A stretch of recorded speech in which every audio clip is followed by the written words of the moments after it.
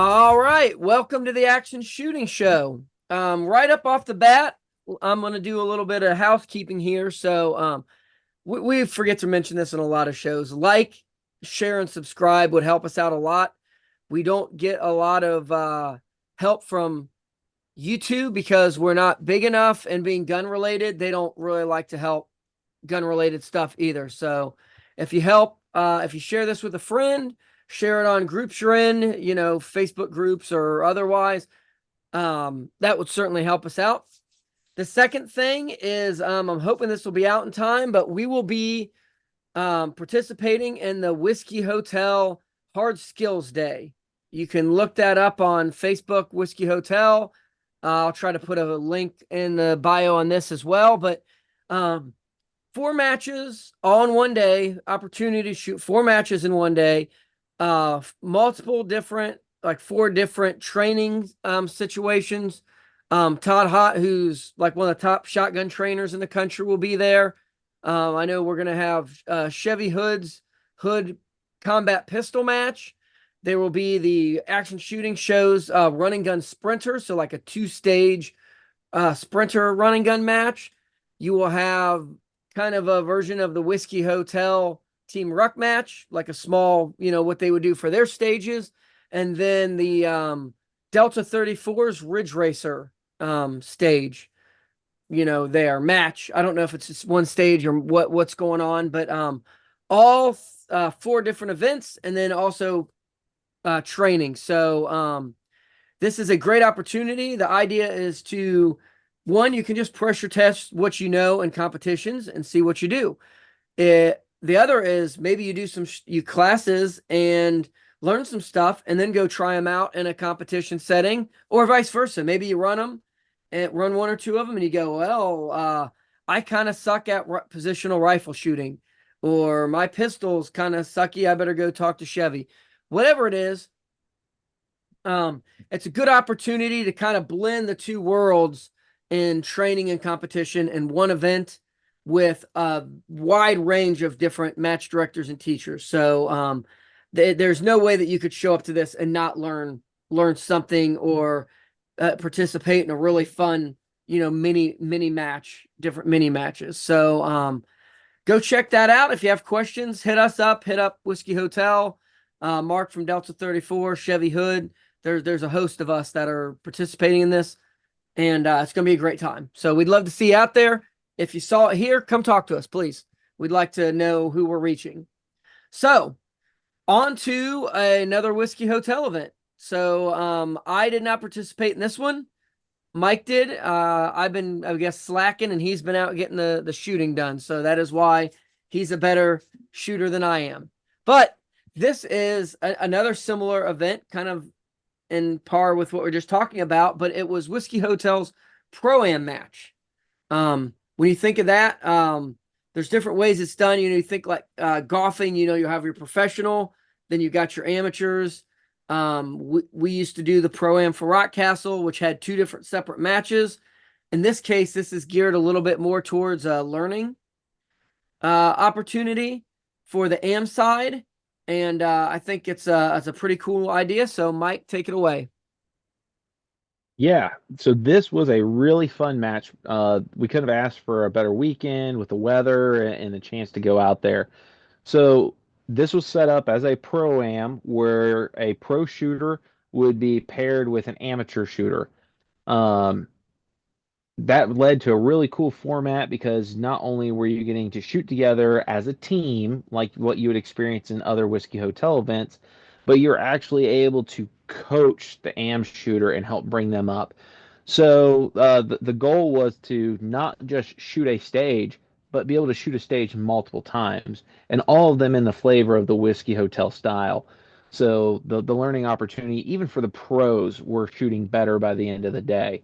I was really fortunate. While Ryan and I were both sad about Legion needing to move and postpone, and we're both looking forward to trying to get to that in December. It opened up my schedule to go and shoot as a pro, and I really enjoyed that opportunity. And so I ended up being the pro shooter for 2 gentlemen. that came. One gentleman from here in Ohio, another one came from the Carolinas, and the match was definitely geared around learning and getting people set up. So, Whiskey Hotel had the match start at 9 o'clock, but they opened the range from 8 to 9 and had targets out for zero confirmation. So you could actually go make sure that you had good zero, whether it was a 50 yard, 100 yard, and then they actually let you shoot their range from 200 to 500 yards. So you even had a chance to gather dope.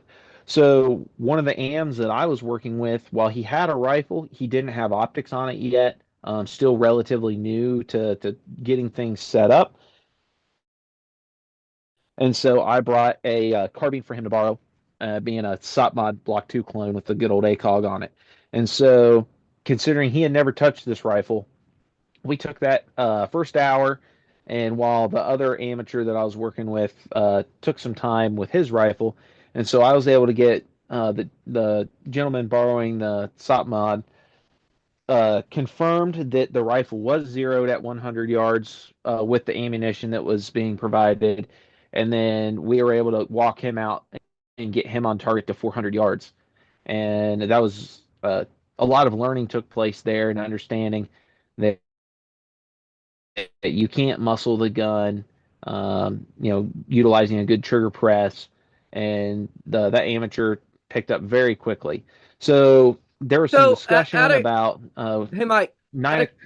of, real quick, sorry to interrupt. Out of Yeah. curiosity, how close was the holds on that to the ammo he was shooting and that? Because that really tends, I mean, if you're new to optics, I think ACOGs are a pretty solid option for a lot of Mhm. people for that reason, because it generally lines up close enough to get hits on a decent sized target. Yeah. So the interesting thing is that is their, I believe it's the M4A1 reticle that's calibrated, I believe, for like a 62 grain 5.56 round. It matches my 69 grain hand loads perfectly. We've taken out to 600 yards, and it is dead nuts on. And so the gentleman that borrowed the rifle had kind of an assortment of different steel case ammo and stuff. And the big thing that I think Ryan and I have experienced is uh, you can end up with some pretty big zero shifts when you go from one brand of ammo to another. So I supplied him with 200 rounds of Igman. It's another European kind of budget brand ammo, but it's brass case, and it was a 55 grain 5.56 load. And I was seeing about uh, maybe 1.5 to 2 MOA, 5 shot groups out of it. It's just kind of running the mill ball. And the drop was dead nuts on out to 500 yards. Yeah, So, that tracks, and that steel case stuff tends to be, in my experience, pretty underpowered. It really. I've had guns that wouldn't cycle, and they weren't like tuned to the nth degree. It just they kind of yep, suck yep. for five So five six. yeah, I thought it was more important to provide a little bit of ammo and then allow him to have a successful match. I knew the gun, the buffer, and everything was going to function that military 5.56 that, uh, and then we weren't going to have to worry about, I had set the gun up to run suppressed, unsuppressed with decent ammo. Would it cycle? Would he find out mid stage that it won't run Tula? I thought that would be kind of a terrible learning experience when we're trying to focus on other things. So, we ran the Igman. It did fine. The holds were on, and I think it was a really prime example of um, putting a new shooter on a BDC that lines up very close allows them to focus on the fundamentals of shooting and not have to think of how many holds. I've never touched this gun before. There's a dope chart on the stock. Now I have to convert a mil reticle to holds. Um, and I think for a lot of people, if you're just getting into the competitive shooting side, maybe an offset red dot with maybe like a primary arms, prism, if you can't afford like an ACOG or something, makes a lot of sense. Um, but we got him spun up. He was getting hits at 400. So at 9 o'clock, the match staff got together with the folks there, and there was kind of an agreement that another hour of open range time could be really useful. And I kind of thought that would be a great idea. So I got with the second AM that I was going to be shooting and coaching with, and they were running a Strike Eagle, and they were shooting a Spikes looked like a 14.5. Uh, Not free floated, but still, very capable gun with that 1-6 Strike Eagle. And we got him on, quickly pulled him on to steel. It won probably like 150, 200. Um, and then we kind of hit the struggle bus at 300 yards. And it was kind of shooting all around a little bit. And so we talked a little bit about setting the gun up and making sure we weren't muscling it onto the target. Um, but just out of a curiosity, I asked him to humor me, and I got down behind the gun and found that to get impact, I was having to use a 500-yard hold. So it's been a long time since I had a Strike Eagle. I went over and talked to Jimmy from Whiskey Hotel, the guru, as he knows a lot about reticles and he sees them a lot. And he confirmed that the Strike Eagle was indeed a 5200 zero, not a 100. So really quickly, we uh, got uh, my second AM on paper at 50. Dialed him down a couple MOA, and then also it was a good moment to confirm that when I was getting my hits, I was having to hold left side of target at distance, and we did shift his zero over just a little bit to the left. So we had a good zero, and then we went right out to 3 and out to 400 yards. So that the whole point of the pro-am was about getting people experience and getting them squared away. I was able to use that time to get my shooters both out to 400 yards. And I think if I had another 5 minutes or 10 minutes, I would have had them both on at 500 as well. So it is another example of, you know, even a gun that a lot of people now don't prefer, but a non-free float Spikes rifle with a Strike Eagle shooting steel case was with a good zero was took right out to 400 yards. So it's another good lesson that a lot of times experience with the basic gear will trump the nicest gear in the world. Yep. So, And you know what? What I was going to add to that was there's a lot of times the conversations online. What's the best zero? It's 100. It's 36. It's 51. 5200. And there's a lot of nuance to that. And I think none of them are right. None of them are wrong per se. Kind of depends on what you're doing. But in some respects, sometimes there is a answer. And if you've got a BDC reticle, um, generally that answer is if you want to use the BDC, you better zero to whatever that BDC is set at. Now, there's talk, someone's probably yelling at the computer or whatever. You can adjust your zeros sometimes to bring your BDC in specifically to your ammo. That's kind of a more advanced conversation. But in this case, if he's running a 100-yard zero and he's got a 50-yard 200 optic, he's going to have a tough time hitting what he needs to hit. So, all those conversations are good, but again, it comes down to our favorite thing, context. mhm. And in this case, a 100-yard zero was probably the worst zero he could have for what he was trying to do. So, Yep. and And it this is took also, experience to know that. yep. And this is another really good point of getting out to classes like the Whiskey Hotel DMR1, DMR2, going to events like Hard Skills Day or to this Pro-Am, because the last thing you want to be is in a match that you paid, maybe, let's say Legion, for example. You paid a couple $100, you've got travel, you got all this stuff in, and you thought you had a good zero at 100 yards, or maybe you were able to hit your steel at your club at 200, but then now you're thrown into a stage where you need to hit a target once, twice, maybe three times at 4 or 5 or 600 yards. Um, Taking that little bit of time to maybe drive to a class, um, or something along that lines, get to kind of a match like a pro-am or a local match someplace that actually has distance that they use as a local, really will pay for itself. You don't want to have things go sideways when you've got money and travel. There's big items on the prize table. I mean, I think it's cool sometimes when I pick something up. I know Ryan has. I know a lot of our friends over the years that, picking something up off a prize table feels really good. But if you tanked your match experience because you didn't invest something in experience, you're not going to get that experience of something cool. So, and ultimately, while a prize table's cool, picking up a trophy or a plaque or something like that, you couldn't pay me for those. I would never give those up.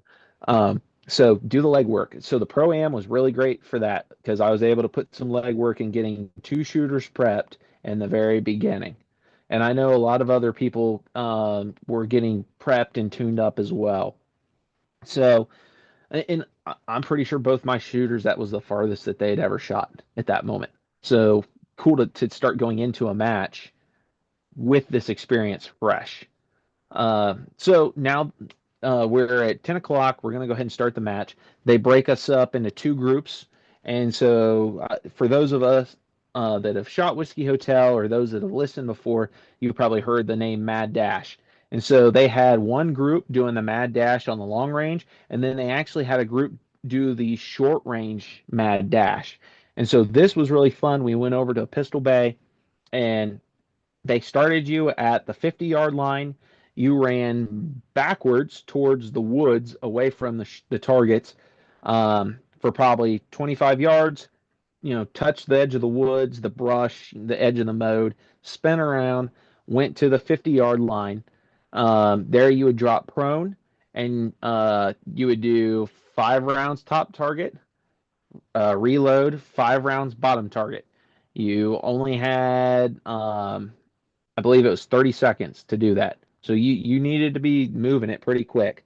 I know for a lot of the pros, they're getting their ammo and getting their hits. A lot of the amateurs were not completely making it through their magazines.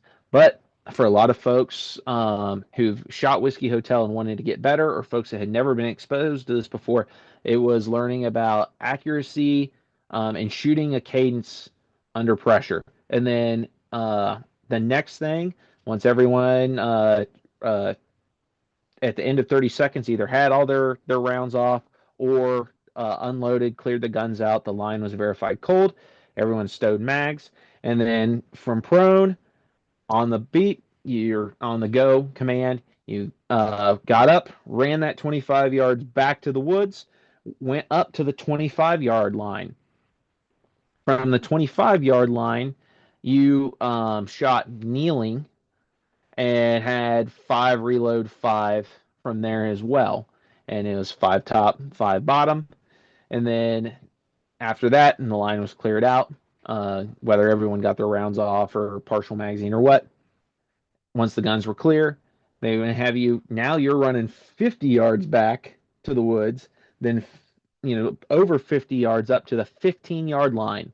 And at that point, one shooter put 5 rounds into the top head box, and the second shooter put 5 rounds into the bottom head box.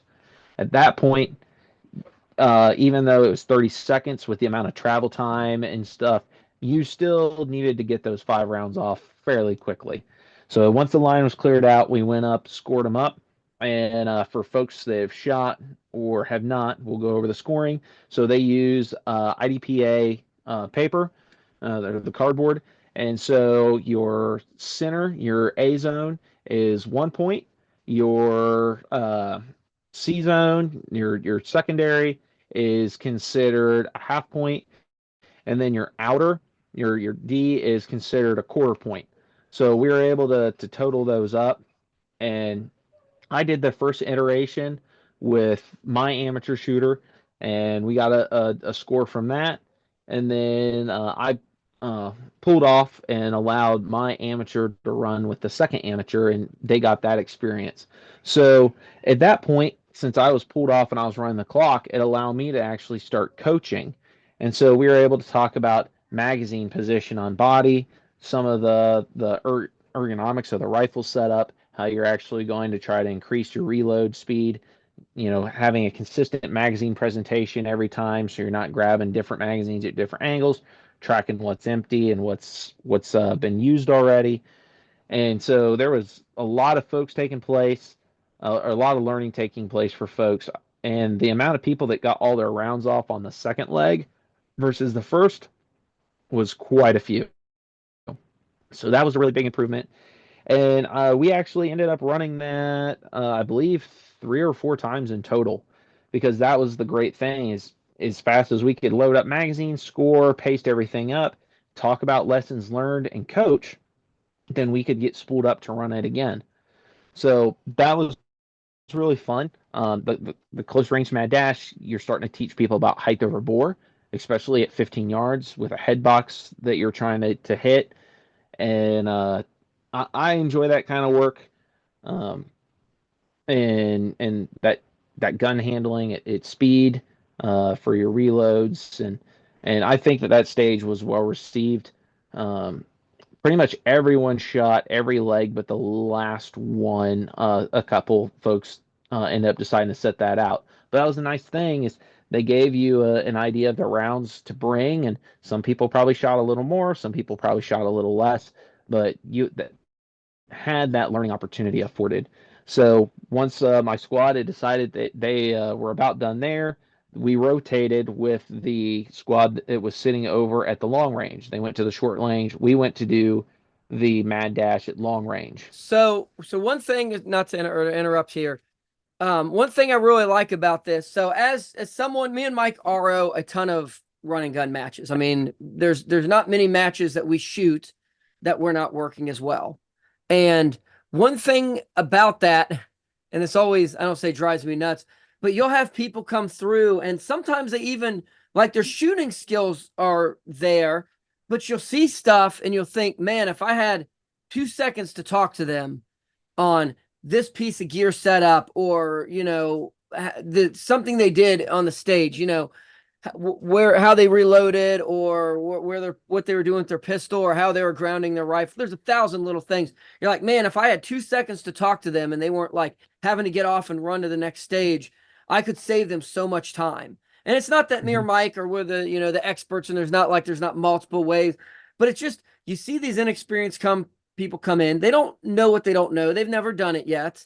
And it's like, man, if I just had 2 seconds, and sometimes I'll even like make a mental note and talk to them afterwards if I see them, at like the awards ceremony, and be like, hey man, you did this when you were grounding your gun, but if you would have just done this, you would have saved yourself 5 seconds, and you would have a lot quicker on that stage. And I'll say so far it's all been well received. I mean, it's not, you're not trying to tell them they're dumb. It's just there's things you don't get unless you get experience at it, and something like this is a great way to pass that experience on and kind of give them some things to think about. Because again, there's not Mhm. one answer, there's not one way to do it.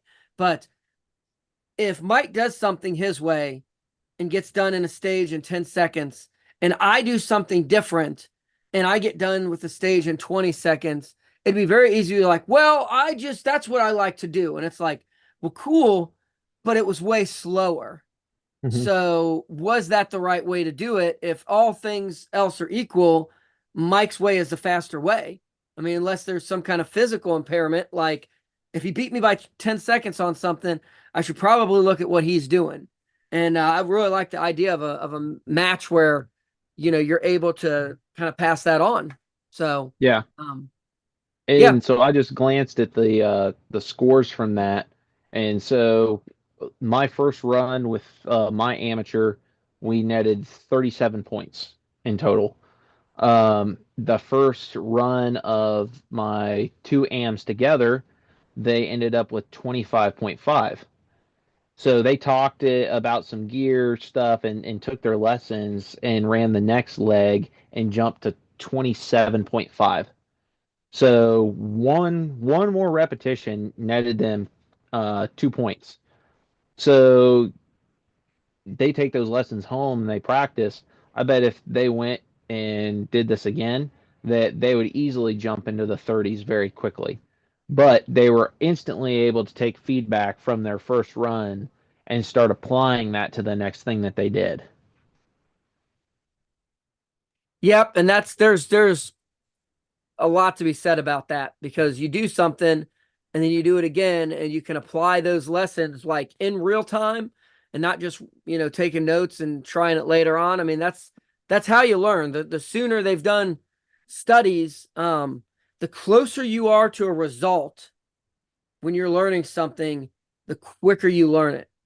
So as an extreme example, if you are someone who does surgery, open heart surgery for a living, um, you do something, the results on whether that worked or not can be hours, days, months later to see how that worked. Your brain doesn't associate that real well.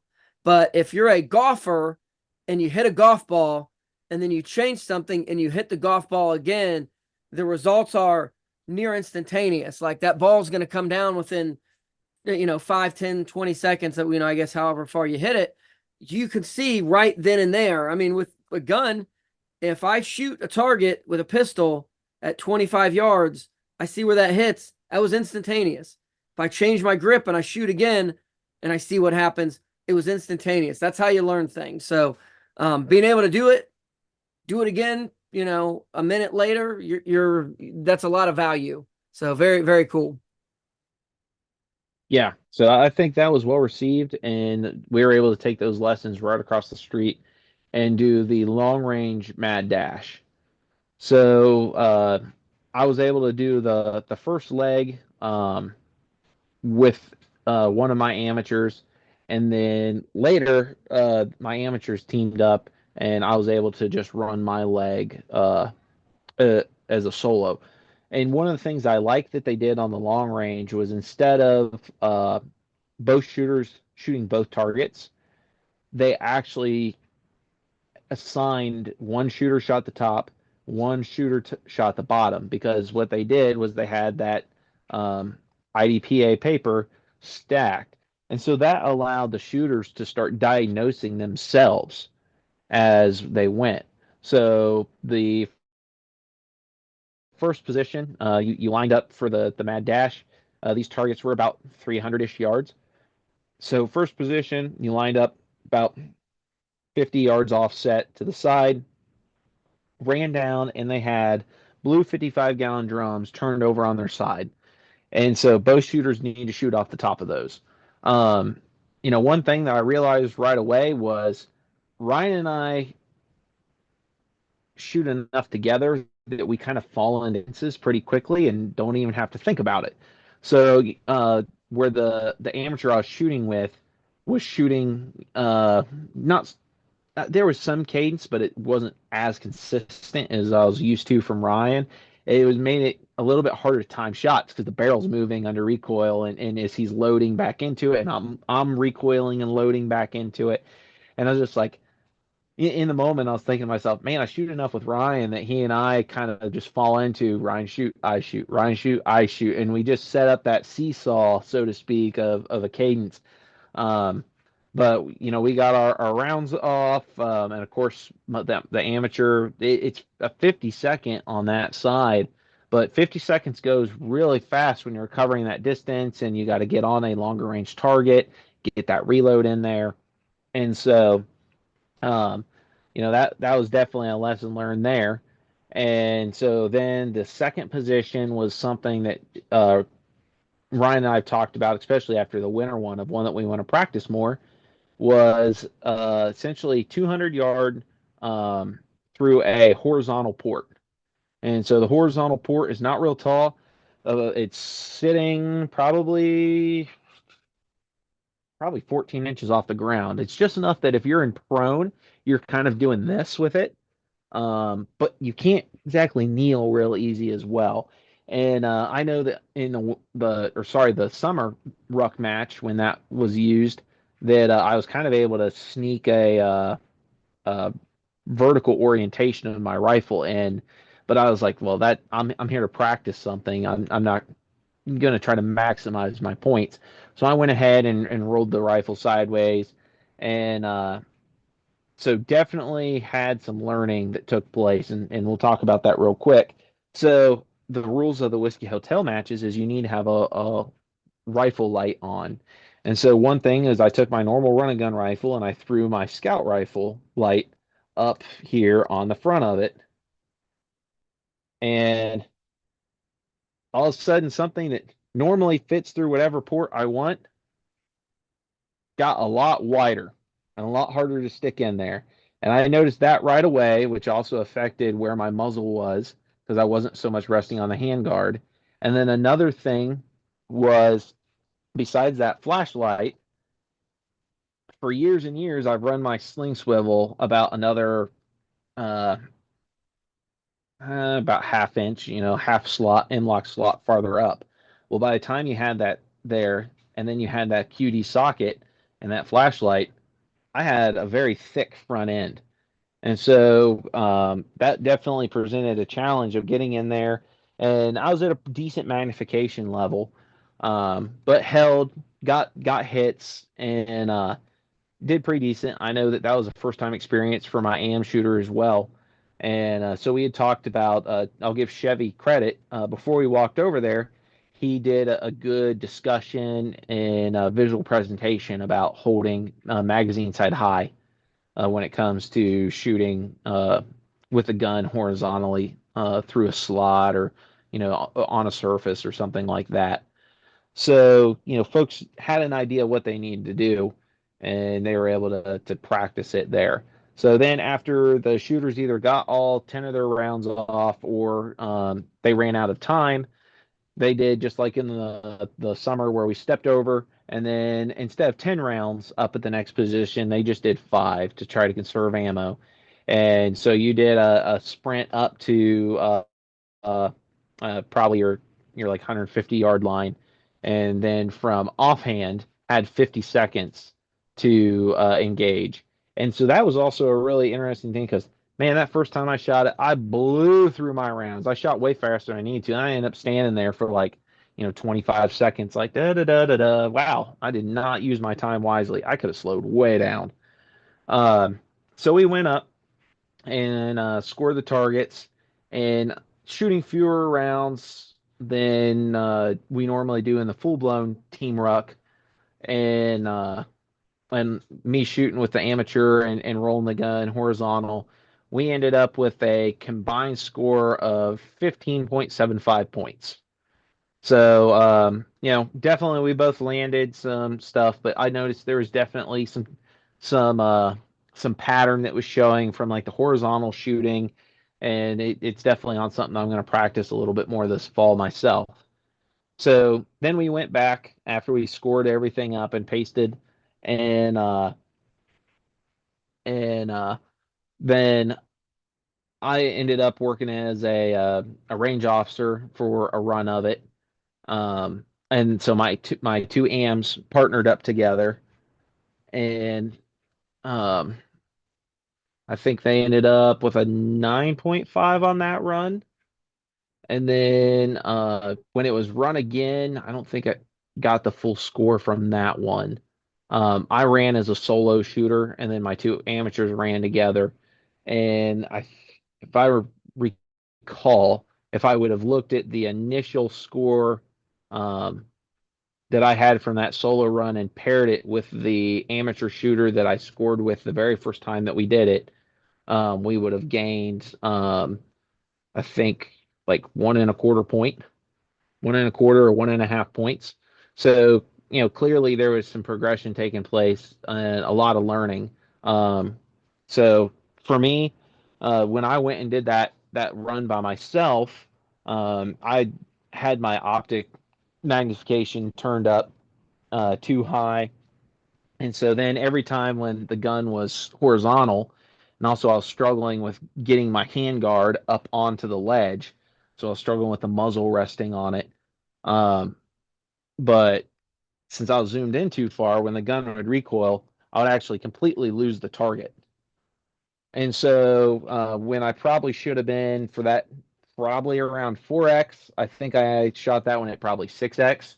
And when you've got the gun up like this and you're playing pirate and it's recoiling and you're not really behind it, there is a lesson to be learned there. So, um, kind of as I'm talking about this, the point is you might be the pro at the match, but when you get to shoot something multiple times, you get to walk away with things you learn yourself. For me, I learned a little bit about my flashlight setup. I learned a little bit about the sling setup and made an adjustment to get me a little bit more handguard moving forward in the future that I can put into ports. Got a reminder about, make sure that the magnification that worked for you off a barrel at 300 yards is probably not the magnification level you want to be at with a gun horizontal at, 200 yards with a gun turned sideways. So, no matter who you are, there's always an opportunity to learn. And this match gave even the pros an opportunity to learn. So at that point, after there had been multiple runs and folks enjoyed that, uh, my squad took a brief lunch break.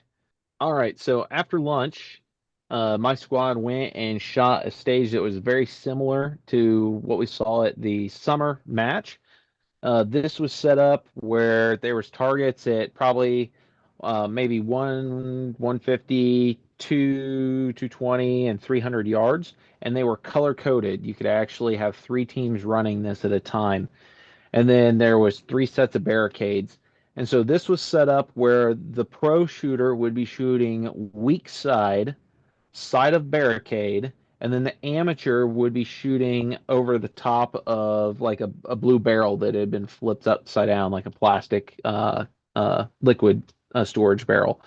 So this was definitely a good opportunity to test some of the stuff that Ryan and I had experienced earlier, and it gave the amateurs an experience of doing an around the clock type stage.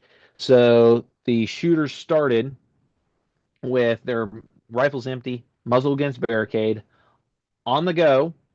You went probably 10 feet back, grabbed a sandbag, kind of like the fitness bags with the handles, the webbing handles on them. And it was pretty stout. Felt like there's probably 50 pounds in there, give or take some. And you ran probably 25 yards out around a barrel in the field, back to the shooting positions, dropped it. And then you got in position and you had to make 6 impacts. Didn't matter on your team who made the impact, but you had to go near to far, 1, 2, 3, back to near, 1, 2, 3. And once you had those 3 targets, you would ground your rifle in a safe manner, turn around, grab that sandbag, make another run. And so each time you ran around, you were buying the opportunity to gain 6 impacts. This is a very physical stage, requires some communication and teamwork for the shooters to work together. And so the very first time that me and my amateur attempted it, we were able to net in, I believe it was a 3 minute time cap. We were able to net 18 impacts, and good lessons to be learned there. For me, uh, I was shooting my 16-inch running gun rifle with a razor on it instead of the 12.5 with a suppressor and NX8 that I used for the summer match. And I found a weak side that the eye box on the razor was more forgiving, and that it didn't seem like I was struggling to find the targets and get in position. The longer handguard also made it a lot easier to get on the wall and get set up in a good position. So I think my amateur had some good takeaways and being able to quickly get into position, um, communication about picking up the bag, getting in position as we start to run into position, saying drop, and I think 18 was pretty high in terms of like the people's first attempts at it. So then I stepped back and was able to do a little coaching, work as a range officer, calling impacts, and my amateurs got to shoot it, which gave my uh, one amateur the chance to shoot it. But I pointed out, I was like, this is a unique opportunity where you were able to successfully engage all of those targets off the top of the barrel previously. Now you could try this weak hand. and gain some real good experience and do it yourself. And he did it, and they did really pretty well. And there's lessons, some coaching that went into it, and we were able to bump our max score up from 18 to 21. So and so that was good confirmation for me, that I was improving on my left side. But I would say that while I did net a few more impacts, um, my amateur absolutely netted more impacts and was shooting quicker, because you're talking about for 18 with six impacts, six impact, six impact. We had just gotten back into position when we ran out of time. We didn't end up with more time to shoot that fourth round. Versus you look at 21, our impacts were fast enough to buy us an entire lap out around the barrel and back, and then to shoot those extra three targets. So that really says there was a massive jump in the speed that the impacts were taking place. Not just for me, but from my amateur as well. So great learning opportunity there. That one, people saw a lot of improvement. Um, and that was also something that, was really cool to see. Like my amateur, that he was shooting his own rifle, he was gaining confidence and speed with it. My amateur that was shooting the borrowed rifle with the ACOG, man, there was one string of fire when it was the amateur working together, that I think he went 1 for 1 with that ACOG and that SOP mod off the top of a barrel. And it just shows that if you've got a good BDC and you're in a good position and you follow those fundamentals, it was a very, very nice run. And I was very impressed and very, very proud of the performance. So once the teams had done several rotations through there, and I think that we got probably at least 4 all said and done. Um, we went and did something called Hill Race. So Hill Race is kind of another around the clock that they do. This was on their long range, so they had 7 targets spaced out from probably around 150 to 500 yards, and the smaller ones looked like maybe 4x4 squares. They were not very big. And then like your 2 and 300 were probably like 10 or 12-inch rounds, squares. And then once you went past 300, things went to like AC or full size steel silhouettes. And so what they did there was you started and back probably 25 yards behind the firing line. You would sprint up. Your first position was shot from prone, and they had some sandbags there you could use if you wanted to. So you would load your rifle. These were full 30-round magazines. Shoot your way up the hillside, you and your partner, until you got all 7 impacts. You would safe ground your gun, get up, sprint back 25 yards, touch a shelter that was back there, turn around, go back onto the firing line, and go, after you retrieve your rifles, to kneeling behind like a shooting bench. And so you went from to a kneeling shooting position, re-engaged those 7 targets. It did help. They had flashers on the ones past 300 yards, so it definitely helped from an ROing standpoint.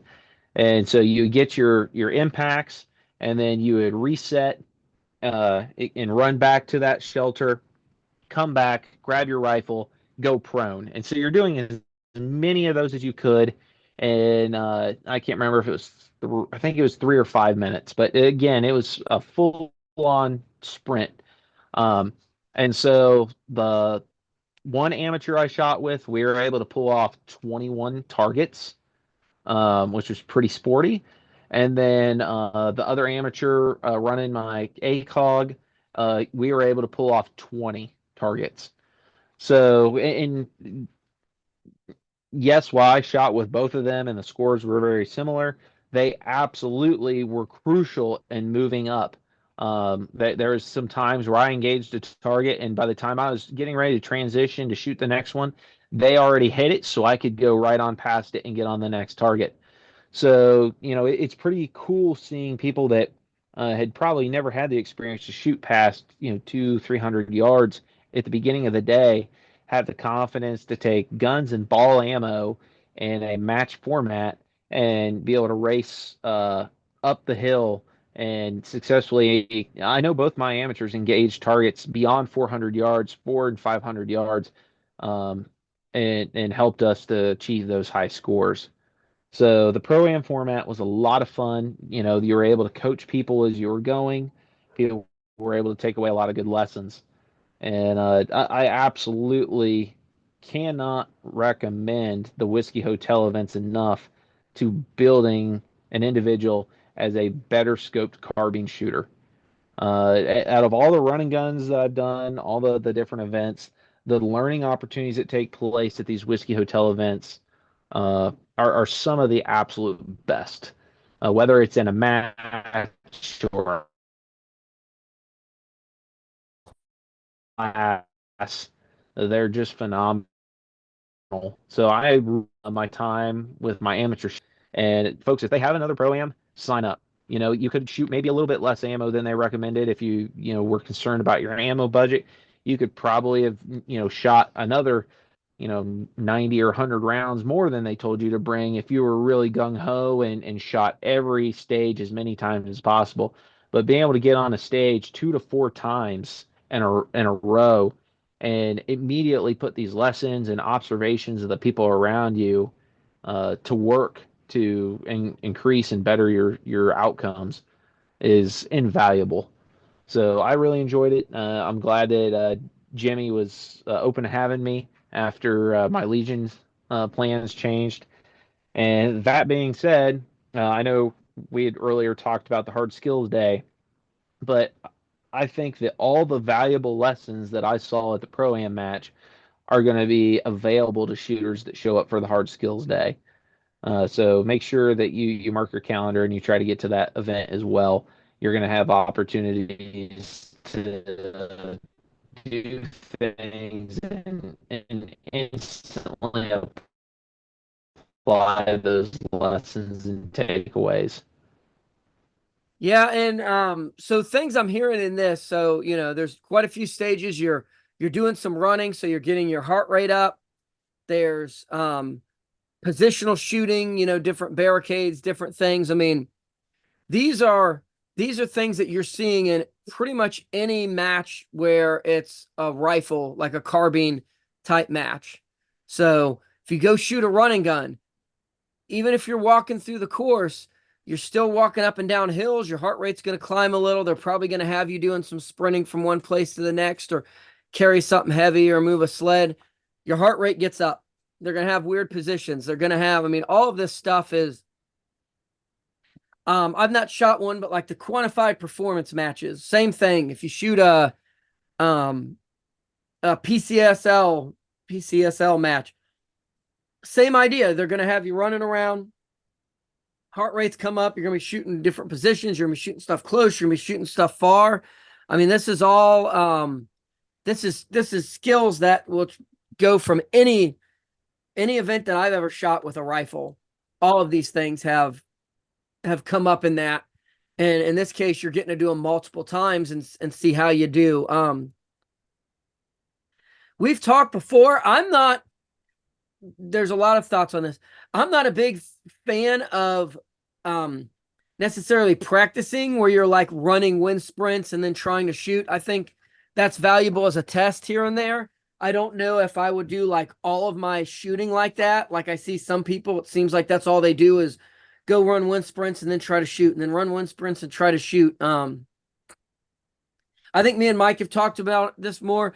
We're kind of fans of work on your marksmanship, work on your cardio, and then every once in a while bring those together, see where you're at. So something like this, you can kind of see where you're at and then figure out, well, my marksmanship, here's what in my marksmanship goes to crap when my heart rate's high.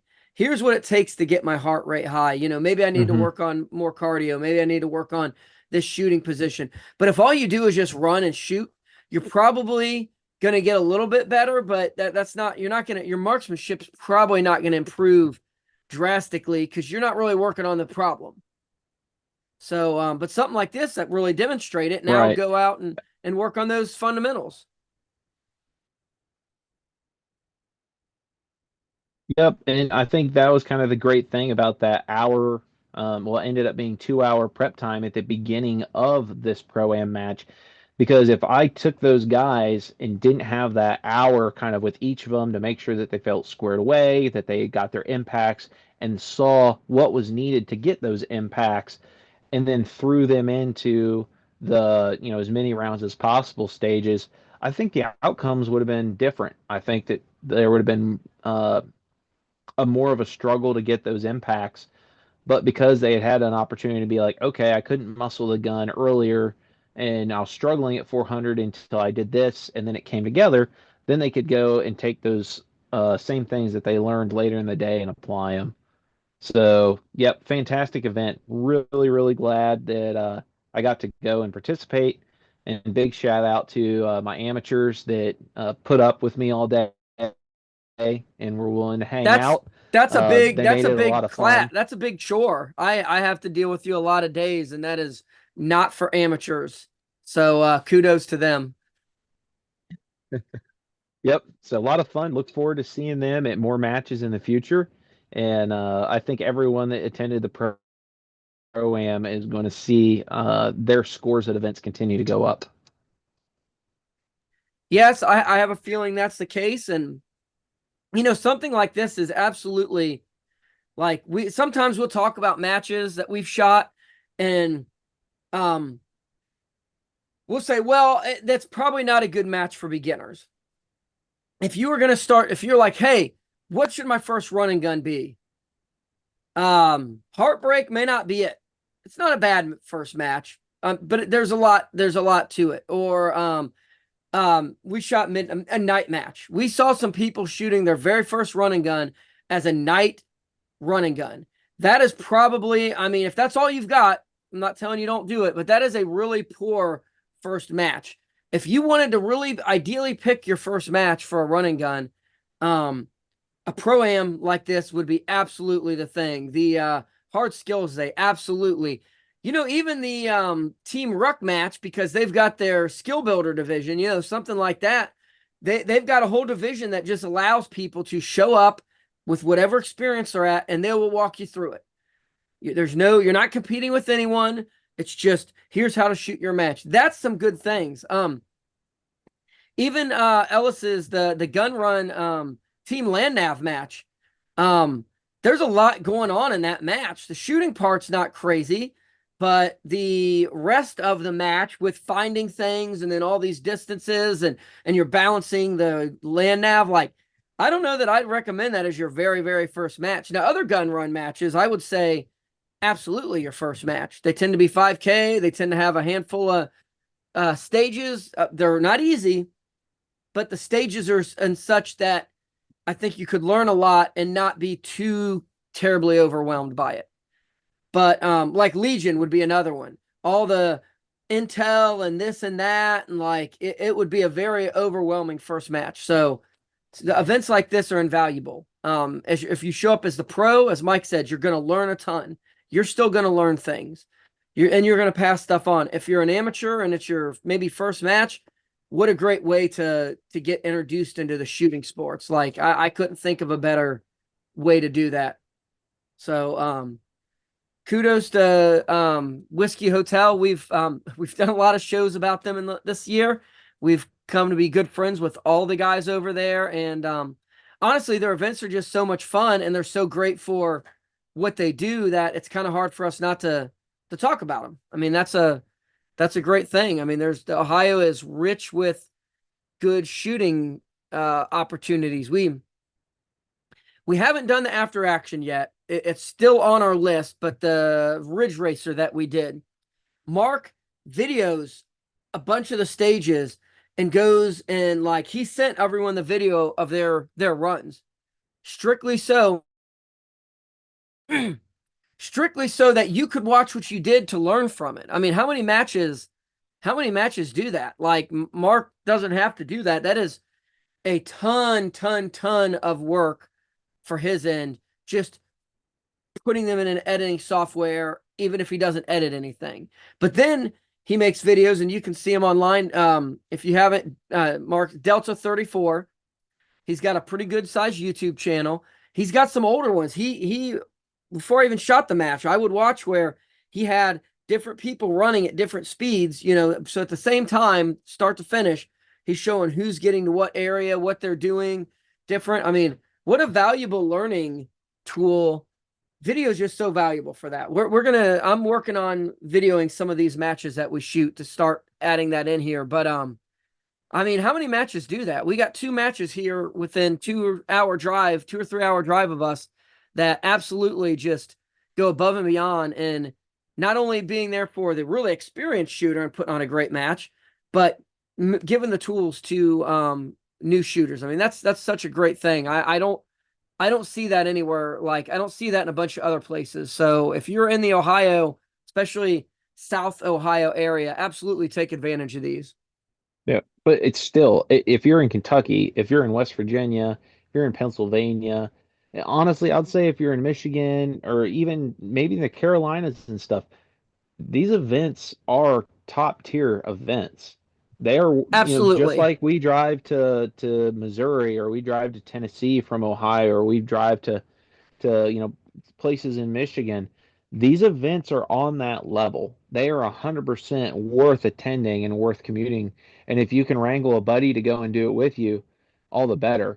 And I'll definitely say that, while I'm fortunate that I got classed as a pro, if it wouldn't have been people investing in me a long time ago, I wouldn't be where I am now. So it's amazing to see people like, Delta 34 and Whiskey Hotel doing the right thing and investing in new shooters.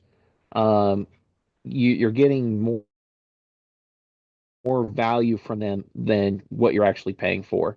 And Yeah. in working as a pro, I just felt like it was an amazing opportunity for me to return the favor and pay it forward to folks that are also a little bit newer in the competitive shooting journey. So, yep, big takeaway. Always improve yourself. Always look to improve others. Yep, I knew we were ending this, but I was just thinking, like, you probably remember this, Mike. Our very first Pro-Am match. So we went to Rockcastle. Neither of us had been shooting 3-gun even a year at this point. Like, it was getting close to a year, but definitely not even our first year was through. We head to the Pro-Am. We squatted with a couple of our local guys, but they were on the AM side. They certainly weren't professional shooters, but they were very experienced shooters at this point. Hmm. Shooting that first match with them, I learned so much about how to shoot a match. I mean, they really shared just a ton of information. And it wasn't it wasn't a pro-am, and that's in the same sense as this. Like, it wasn't the professional shooting. It was separate matches, but just shooting with more experienced people. I mean, I just learned so much that very first year. It was really, really incredible. And because we didn't have any, I didn't know of any other events like this. I mean, if they would have had something like this back when we shot, man, it would have saved me so much ammo, learning things the Yeah. hard way. So yeah, Yep. The only thing is you had to watch that group of shooters because you learn about bourbon and other things too. that is true. I don't, there's none of those. I mean, Mike's the only person of those, and Mark Rebke, that we still really shoot with or see. Oh, Fritz. Fritz Mhm. was back then. I don't know if he shot that year with us, but he was about that time. But what a bunch of great guys. And you will find that. I mean, I still talk to a lot of these guys online. But just it's great to have someone seasoned to take you along. So great event. I'm sad I missed it. I was out camping with the family, which was its own value. I got a lot from that too. But what a great experience. So again, like and share this episode. Go over to Whiskey Hotel. They're on Facebook. They've got a website. I'll like stick it, on the bottom of the screen somewhere here. Um, I'll try to link to Mark at Delta 34, since we mentioned him here. He's got a much bigger following than us for good reason. He makes incredible, really well produced videos. Yep. So Very active on social media, his YouTube, and very responsive guy. yep. So come on out, ask us questions, ask some of those other people questions, and we hope to see you out in the range.